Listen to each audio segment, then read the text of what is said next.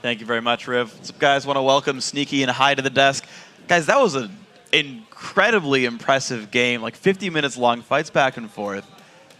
So LMQ starts out with a really heavy lead. They take every dragon like on respawn. How do you kind of collect yourselves and figure out, well, we're going to fight 20 minutes into the game or something? Well, first off, they had a lot of dragon control because one, they have Nunu, and we were 2v1ing on top side. So normally when you're 2v1 on purple side, the blue team can take the first dragon for free. Yep. So they get the first dragon, and they have a lot of pressure mid just because I can't do anything to LeBlanc. He's like double my CS. He just beats me in fights. So he has pressure mid. They have pressure bottom. They just take free dragons, and there's not really anything we can do about that.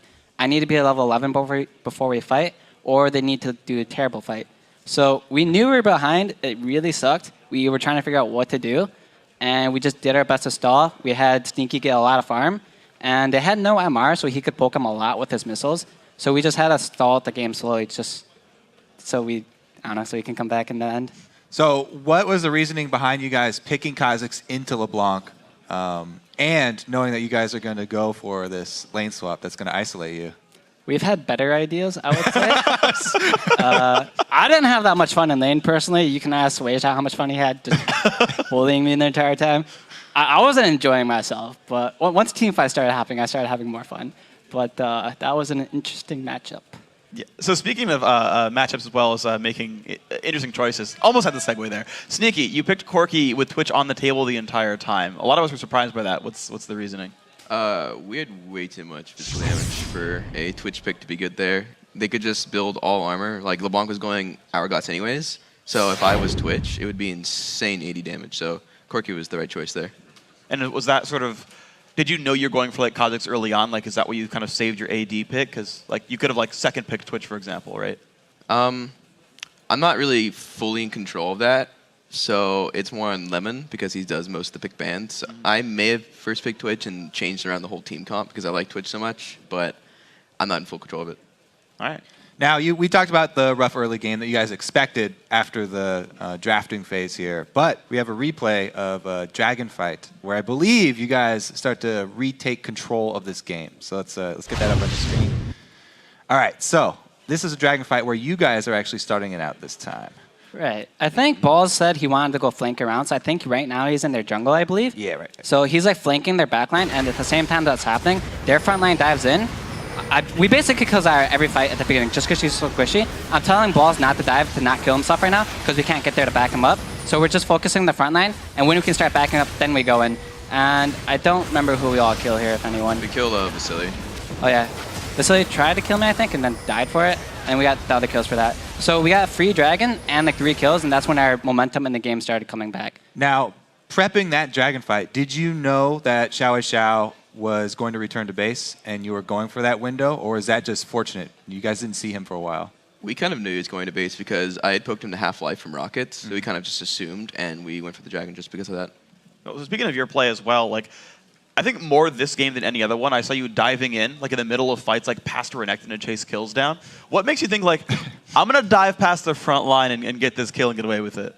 It's mainly because they're super low, and I can actually finish them off, and Renekton's so tanky that it's not really worth my time to just try and knock him down rather than finishing up a kill in the back lane. Yeah. You just decide, yeah, I can deal with it. It's very important to get me the reset in the fight. And if Sneaky dies for it, but he gives me a reset so I can kill everyone else, like at that top fight, then that's worth it. So if I can get that reset and jump onto other people, then likely the team fight will go well for us. Yeah, a lot of the times, Sneaky would be looking to go aggressive versus Vasily and use everything. How do you guys actually keep your composure and actually calculate those trades? Because some of the times, trade was not going to go in your favor. Most of the times, I think in Corki versus Lucian, I think Corki comes out on top, just throwing all your abilities at each other, just because he has to get like a max range ulti to be able to actually beat you. So almost every time I went in, I knew I would come out on top.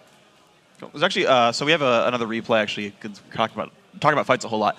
It's the Baron fight. It's the one actually Baron regens over it's medium a Baron fight. It's one of them. I think it's the LMQ one. Yeah. If you guys want to walk me through this one. I believe Medius goes for a steal here. I don't honestly know what he was doing because I'm focusing on what I'm doing right now. So Balls uses ulti, but he doesn't really get in the backline with the ulti. So I'm trying to jump in with him at this time, but we can't get to the backline right now. I think Corki gets CC'd and Renekton's on top of him. So the fact that Corki can't hit their backline and Balls has no way of getting there anymore I can't really jump in, otherwise I would just die as well. We just lose this team fight just because we can't get to the back line. They got to Baron, they kited backwards, and because of that, we lost the fight pretty handedly. It wasn't that So fun. leading up to this Baron by LMQ, you guys took that last turret and you were like out of mana as Kha'Zix. What is the communication with the team at that point? Are you trying to get them to stall for you to get back to Fountain and get your mana to rejoin the Baron area? A big reason why we lost that fight as well, I think we were too greedy. So we got the mid inner turret, right? Yeah. We went to take the top inner turret too, but that took too much of our time and we lost Baron control with that. I think 3 of us had 2,000, 3,000 gold in our pockets. So not only did we not use our money that we had, that they punished us for that. We stood around too long, took the turret, and they knew we had a heal, so they're like, hey, let's just do Baron. They can't all be here. And then they forced a good fight off of our greed, so. Yeah, I had an insane amount of gold at that fight. I had like 3,000, enough for Blade the Rune King when I backed before the fight even started. So I kind of wanted to back, but I knew they were going to do some pressurizing, so I had to stay. I actually have a question for you on the Rune King build, because I've seen a lot of AD carries recently go like Bloodthirster, Triforce, Last Whisper, and then add a Rune King on top instead of Infinity Edge. Like, what's up with that build? It's weird to me. I think Infinity Edge after Thanks. Trinity Force is really bad just because you have no crit on Trinity Force. It's the same as its Zeal. So going Blade the Rune King increases your DPS and your survivability like 2 times more than Infinity Edge. Okay. Did it have anything to do with double tanks, or would you just usually get Blade of the Rune King regardless? I would get Blade the Rune King regardless. You can duel ADs easier, you can run away, you can catch up. It's so much more versatile than Infinity Edge. Okay. Interesting to talk about that one. Yeah. We have one more replay, I believe. Yeah, sorry, I didn't even hear that. Yeah, we have one more replay. I was like, hopefully Kobe heard what that was. So we have one more replay. So the Miraculous comeback in the top lane after they've taken like 2 inhibs down. If we want to pull that replay up as well. So this is basically like the fight that gets you guys back in the game. Okay, so we traded a dragon for an inhibitor, which I wouldn't really recommend. But at this point in time, we really want to fight. So Balls just basically goes in. We're focusing the front right now, and this fight is extremely chaotic. We can't run it through because of Nuno at the moment, and we're basically just hitting the front line. And Renekton is extremely tanky. He's not dying. So we're slowly going in. I'm trying to flank around on the side, and I think Sneaky is just like fighting them all. And maybe they kill themselves to kill Sneaky pretty soon. But we want to go in like really badly. And at the same time, our base is dying, so we have to send one person back. I think Meteor's backs maybe, I don't really know. But just a team fight in general, they just keep running backwards and it's hard for us to catch up. And High's call here was, I need to kill or we lose this fight. Yeah, so Lemon thankfully kills Vasily, and that lets me kill everyone else. If Vasily didn't die there, we probably would have lost that fight. So thank God for Lemon. Now, did Meteos make the call to go back and defend base by himself, or Yeah, did someone? that was him. He was paying attention to the base the entire game. He's like, all right, I'm coming back, saving the base. And I'm like, all right, we're going fighting then. So it's pretty handy to have someone that can like help out Shotgun, because I wasn't paying attention to this right there. I was trying to like win the fight. That's a good way to save the game. So speaking of Meteos, actually, one thing I was tracking throughout the game was how the junglers were progressing. So a couple of random facts. Around mid-game, after their 3rd dragon, Meteos and No Name had the same amount of gold, because even though he took in 3 dragons, Meteos was farming. And then at a later point in the game, Meteos had 574 gold from Lizard Elder from conservation, and Nunu had 40. He had killed 1 camp since getting his Ancient Golem, and so that gold lead was actually pretty massive between those 2 roles. Watching that Nunu kind of control the jungle against you guys, set up all these fights, like, do you like that style of champion and that style of play? Is there something that you would change if you brought that into Cloud9? Well, personally, I think Nunu is one of the most annoying champions to deal with, because his sole goal is to be annoying. He doesn't kill you. He doesn't like do anything but annoy you. He throws snowballs, and that's all he does. So I personally don't like the champion. It's really annoying to play versus, but it's like a support jungler, and it's all right. But as you saw there, it got super weak. It had no money, and Lee Sin was just infinitely stronger than Nunu, even though he had early game pressure, and that's what Nunu does. It's just, what does he do after that, other than throw snowballs, I guess?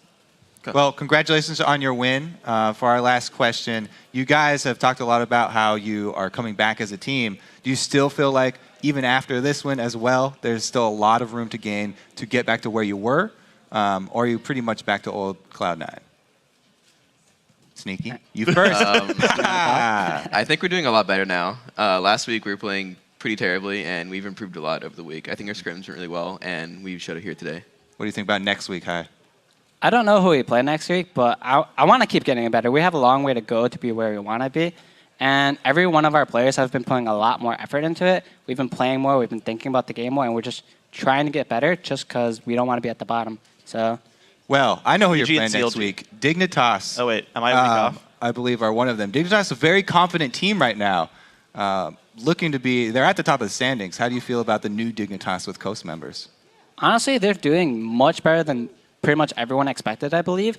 They have a lot better vision control now. Their map control is awesome, and their rotations have just gotten better. They're basically probably the best team right now. I don't know. Okay. But they're much better than they were before, and I don't know who's doing it. Maybe it's Skyr, the coach. All right, well, that was a trick question. You're not even playing then next week. All right. It is CLG. Ha! I got lied to.